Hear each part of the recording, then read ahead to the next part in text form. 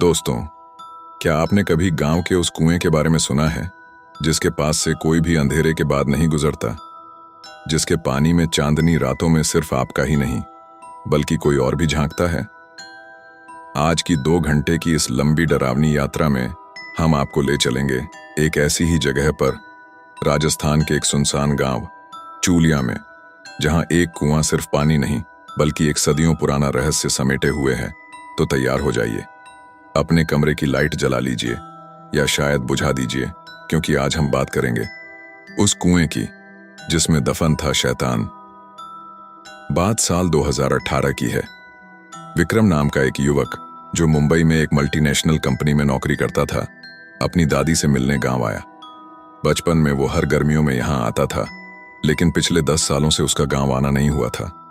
गांव का नाम था चूलिया, राजस्थान के कोटा जिले से करीब 40 किलोमीटर दूर बीहड़ों के बीच बसा एक छोटा सा गांव। विक्रम को गांव का माहौल बदला बदला लगा। लोग उसे देखकर मुस्कुराते जरूर थे, लेकिन उनकी आंखों में एक खौफ छिपा था, जैसे वो किसी बात को बयां करने से डर रहे हों। उसने सोचा शायद उसे भ्रम हो रहा है।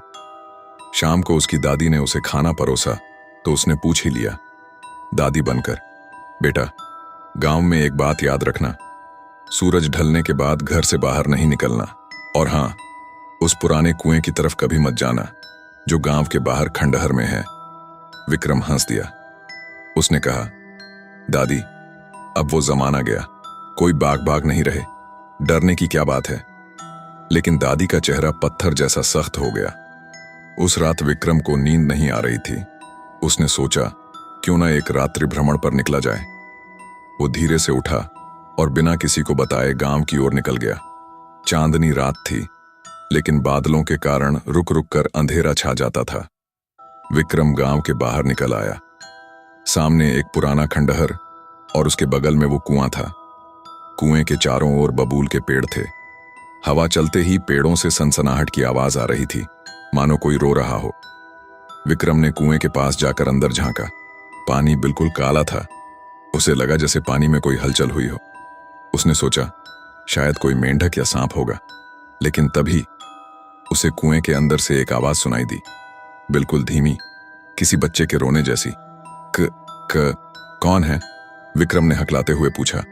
कोई जवाब नहीं मिला, बस वही रोने की आवाज जो अब थोड़ी और करीब लग रही थी। अचानक चांद बादलों के पीछे से निकला और उसकी रोशनी सीधे कुएं में पड़ी। विक्रम ने देखा, पानी में सिर्फ अपना प्रतिबिंब नहीं था, उसके बगल में एक और परछाई थी, एक औरत की परछाई, जिसके लंबे बाल पानी में फैले हुए थे और उसकी आंखें बिल्कुल सफेद थीं। विक्रम के पैरों तले जमीन खिसक गई। वो पीछे हटा, लेकिन उसका पैर एक पत्थर से टकराया और वो जमीन पर गिर पड़ा। जैसे ही वो उठा, वो बिना पीछे देखे गांव की ओर भागा। उसकी सांसें फूल रही थीं और उसे लग रहा था जैसे कोई उसका पीछा कर रहा है। उसने सुना, उसके पीछे भी पैरों की आहट थी, लेकिन वो आहट सामान्य नहीं थी। वो मानो जमीन पर घिसट रही थी। अगली सुबह विक्रम बुखार में तप रहा था। दादी ने उसे झाड़ फूंक करने वाले बाबा के पास ले जाने की बात कही। विक्रम ने पूरी रात की घटना दादी को बताई। दादी का चेहरा सफेद पड़ गया। फिर उसने वो कहानी बतानी शुरू की जो सदियों से चूलिया गांव की आत्मा में बसी हुई थी। दादी ने बताया, बेटा, ये कुआं कोई मामूली कुआं नहीं है। करीब 200 साल पहले इस गांव में एक तांत्रिक रहता था। उसने एक निर्दोष लड़की की बलि देकर शैतानी ताकतें हासिल कर ली थीं। जब गांव वालों को पता चला तो उन्होंने मिलकर उस तांत्रिक को मार डाला और उसकी लाश इसी कुएं में फेंक दी। लेकिन मरने से पहले उस तांत्रिक ने श्राप दिया था कि उसकी आत्मा उस लड़की के रूप में कुएं में कैद रहेगी और जो भी रात में उसे देखेगा वो या तो पागल हो जाएगा या फिर कुएं में समा जाएगा। विक्रम को यकीन नहीं हुआ। उसने कहा, यह सब अंधविश्वास है। लेकिन उस रात फिर से वही आवाजें उसे सुनाई दी, अब सिर्फ कुएं से नहीं बल्कि उसके घर की छत से। अगले दिन उसने खुद ही इस रहस्य को सुलझाने की ठानी। वो इतिहास जानने वाले एक प्रोफेसर से मिला। प्रोफेसर ने बताया कि ऐसी कहानियां असल में सिर्फ डराने के लिए नहीं होती। उन्होंने विक्रम को एक पुराना अखबार दिखाया जिसमें 1975 में लिखा था कि उस कुएं की खुदाई के दौरान मजदूरों को वहां से इंसानी कंकाल और कुछ तांत्रिक सामग्री मिली थी, जिसके बाद 3 मजदूर रहस्यमय तरीके से लापता हो गए थे। विक्रम अब एक जुनून में था। उसने तय किया कि वो उस रात कुएं पर जाएगा, लेकिन इस बार तैयार होकर। उसने एक कैमरा, एक तेज रोशनी वाली टॉर्च और एक पुराना ताबीज लिया जो दादी ने उसे दिया था। रात के 12 बजे वो फिर से उस खंडहर में था। हवा थम गई थी, पेड़ भी स्थिर थे। विक्रम ने कुएं में टॉर्च मारी। पानी बिल्कुल शांत था। उसने राहत की सांस ली, लेकिन तभी उसके पीछे से एक आवाज आई, बिल्कुल साफ, तू फिर आ गया।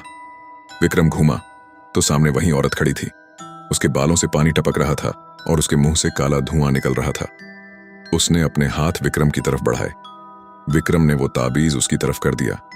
औरत जोर से चीखी, मानो उसे आग लग गई हो।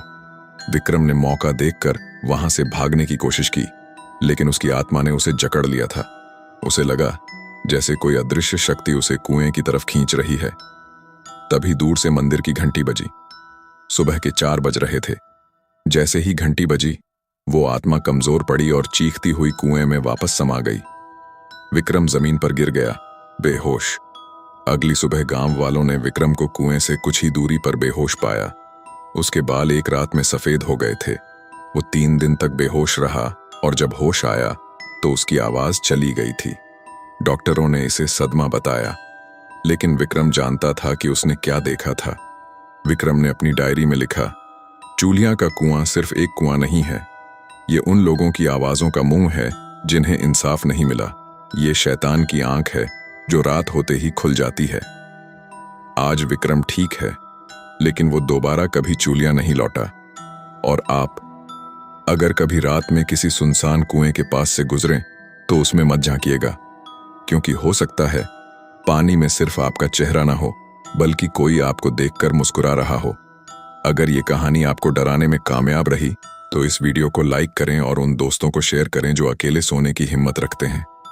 सब्सक्राइब करना मत भूलिएगा, क्योंकि अगली बार हम लेकर आएंगे वो शीशा जिसमें आपका अक्स गायब हो जाता है। तब तक के लिए शुभ रात्रि और आपकी सुरक्षा की कामना करते हुए मैं विदा लेता हूं।